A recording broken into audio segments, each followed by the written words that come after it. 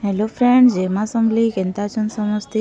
इड़ा देखुन मैं बेसन रो गोटे रेसिपी टे बनै छे। इटा खाइबार लगे बहुत भल लागसी।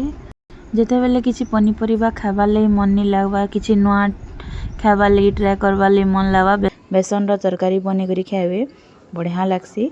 आसुन देखमा केनता प्रोसेस रे बनै छे जे। इटा देखुन मैं बेसन 3-4 चामच भलिया नै जे छे। सेतरे नून टिके, हल्दी टिके, मिर्चा पाउडर टिके करी करी गुली देबे। ताहाके पूरा पानिया करी करी टिके गुलबे आ ताहाके टिके जतनी भलिया घाटी देबे आ गोटे प्लेट रे ठंडा कर देबे। आटा देखुन तापरे ठंडा ही गला परे पीस पीस करी काटी देबे आ तेल रे टिके फ्राई कर देबे पूरा लाल लाल क्रिस्पी हेबार तक। आ एटा देखुन रेडी ही गला। तापरे मैं गोटे मसला टे रेडी कर छे। टमाटो, प्याज, अदा आ लहसुन दे करी ग्राइंडिंग कर देबे। तापरे तो कढ़ाई रे तेल देबे, प्याज पके देबे आ जेन मसला बाटी के रखिथिबे सेटा दे देबे। तापरे हल्दी, नून, मिर्चा पाउडर, चिकन मसला, किचन किंग मसला टिके दे देबे। आ आपनकर पाखे जेन गरम मसला दिबा सेटा दे पारबे आपनकर हिसाबे। आ ताहाके टिके भल से कसी देबे।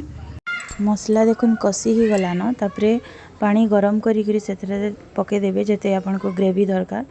बेसन रे टिके ग्रेवी थिले ठीक है, बेसन पछे सुखी जासी। आउ देखुन एटा बेसन रो जेन फ्राई करी करी रखिथिलनी सेटा मन के पके देबे। आ फुटी गले ही गला, रेडी ही गला हमर बेसन तरकारी।